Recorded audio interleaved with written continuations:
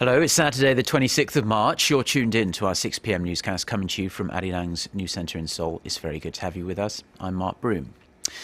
We start with the countdown to next month's general election, and more than 900 men and women have registered to run for the 253 electoral seats up for grabs.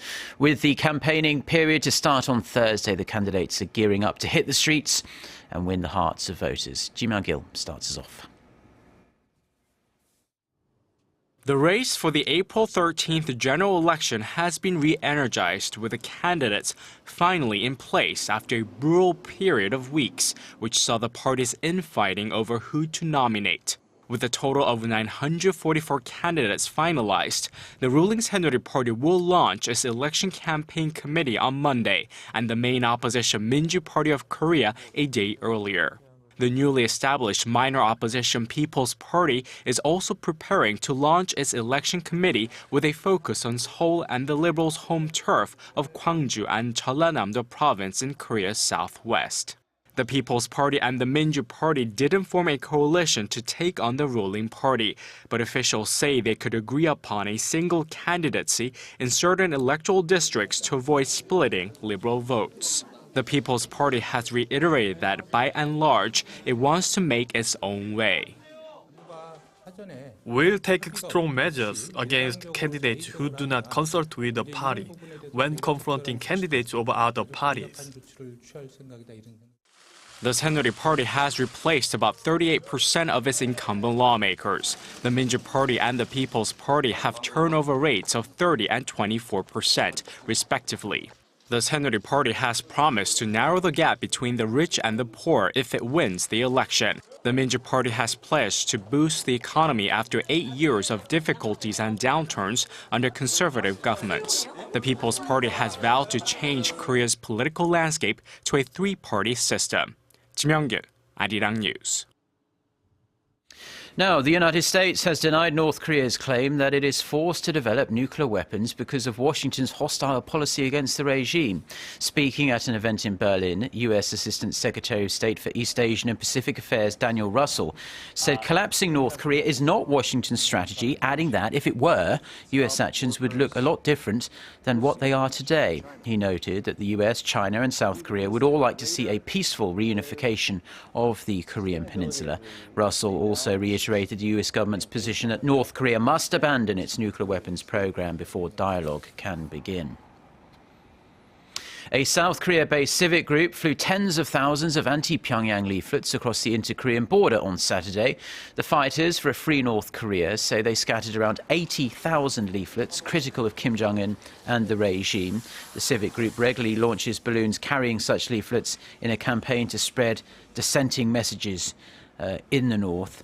Now, the leaflet launches come on the same day as a solemn anniversary here in South Korea. 6 years ago to the day, 46 South Korean sailors were killed when North Korea torpedoed the ROK Cheonan in the West Sea near the northern limit line. More than 450 people, including military officials, bereaved families and surviving crew members, held a ceremony on Saturday morning outside an exhibition facility of the Cheonan located at the 2nd Fleet Command in Pyeongtaek. Now, a growing number of households here in Korea are having a tough time paying off their debts with their income. According to the Bank of Korea, there are roughly 1.5 million so-called marginal households in Korea that have trouble making ends meet. Marginal households refer to households whose debt-to-disposable income ratio is over 40%. A debt service ratio measures the proportion of disposable income that households must devote to servicing their loan obligations. The DSR of heavily indebted households was more than 100% in 2015, and that means their debt obligations top their actual income. 4 out of 10 in that group said they were incapable of repaying their debt either within the borrowing period or even at all. French President François Hollande has said that the militant network behind the attacks in Brussels and Paris last year has been wiped out. He said the French and Belgian authorities had been successful in finding and arresting suspects, but he warned there was still a looming terror threat. Hollande's comments come as prosecutors confirmed that one of the suicide bombers in Brussels was the same ISIS fighter whose DNA was found on suicide belts in Paris. The prosecutor also said captured Paris attack suspect Salah Abdeslam is exercising his right to silence during interrogations about the attacks in the Belgian capital. Abdeslam was seized days before the bombings in Brussels, in which 31 people died. Now, health officials in the United States have unveiled new guidelines concerning pregnancy and the Zika virus. They are recommending that women diagnosed with the virus wait at least 8 weeks from the start of symptoms before trying to get pregnant. The US Centers for Disease Control and Prevention says men with confirmed cases or who have had symptoms are now advised to wait at least 6 months after their symptoms begin before having unprotected sex. Numerous cases of sexually transmitted Zika infection, which has links to severe birth defects in some cases, have been confirmed in the US. An official said that the CDC's latest guidelines are based on the best evidence to date and are not on a definitive understanding of Zika. Now, as far as experiments go, this one could not have gone any worse. US tech giant Microsoft has apologized for the offensive tweets generated by its renegade AI chatbot Tay, which was yanked offline on Thursday after just a solitary day. The company's vice president of research said Microsoft will bring Tay back after engineers can plan better for hackers with malicious intent.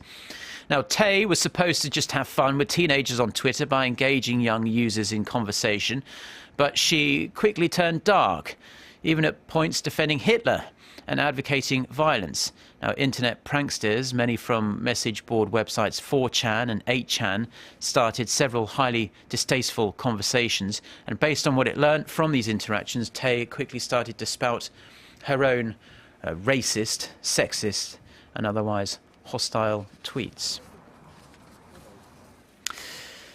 Now, AI isn't all bad, because ever since the landmark match this month between Korean Baduk master Lee Se-dol and Google's DeepMind computer program AlphaGo, public interest has grown a great deal in artificial intelligence here in Korea. But many are wondering if these programs could eventually take over jobs from humans. Kim Mok-yeon reports.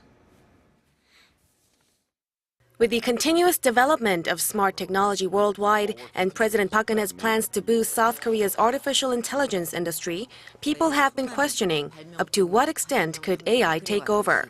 If these robots could replace humans, which jobs would be at high risk? The Korea Employment Information Service unveiled the list of jobs in Korea that could be replaced by AI in the next 5 years. It mostly included jobs that involve repetitive tasks or those that require less communication. Among some 400 jobs, concrete workers top the list, followed by butchers, plastic and rubber producers, security guards, and tax administrators in that order. Delivery men, gas station workers, and babysitters were also included in the top 30 jobs that could be at risk. Among professional jobs, underwriters, general practitioners, and air traffic controllers had relatively higher risks. On the other hand, occupations that require human emotions, especially in the arts and music sector, had lower possibilities of getting replaced. Artists and sculptors were the least replaceable, followed by photographers, music composers, musicians, and ballet dancers. Actors, designers, and teaching professionals also had low possibilities of replacement. The Korea Employment Information Service said that it based its research on a model created by Oxford University's Frey and Osborne in 2013.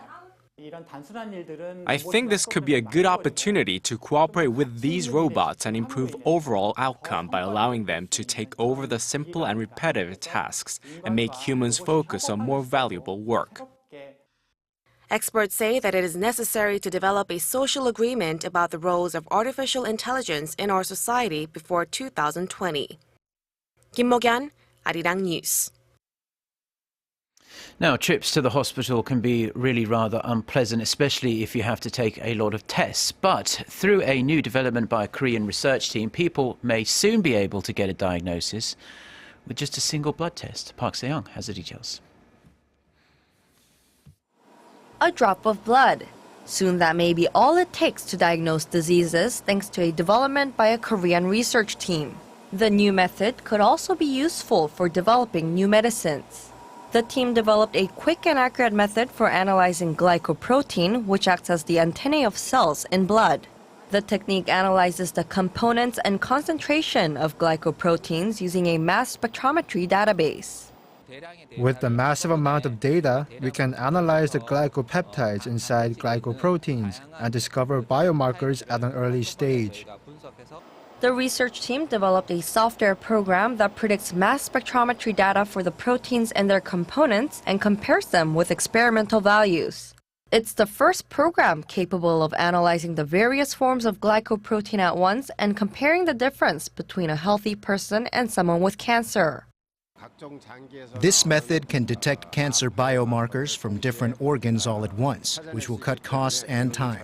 I believe it will be a useful technology for the general public as it can be used during medical examinations.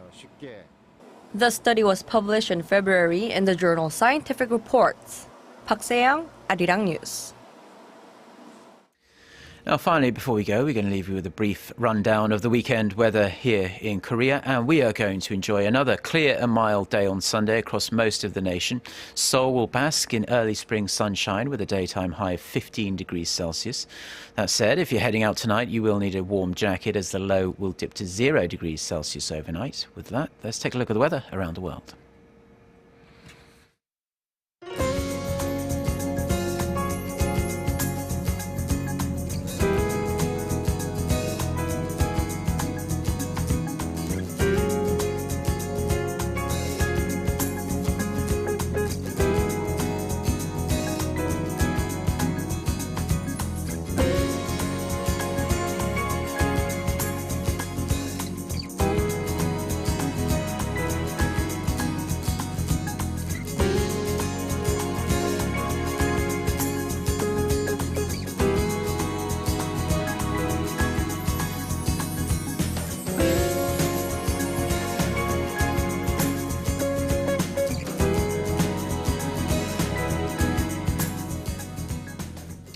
Well, that's all we have for now. Do enjoy the rest of your Saturday wherever you're watching us, and stay tuned to Arirang TV. We'll be back with our next newscast. That will be coming up at 10 p.m. Korea time. So until then, goodbye.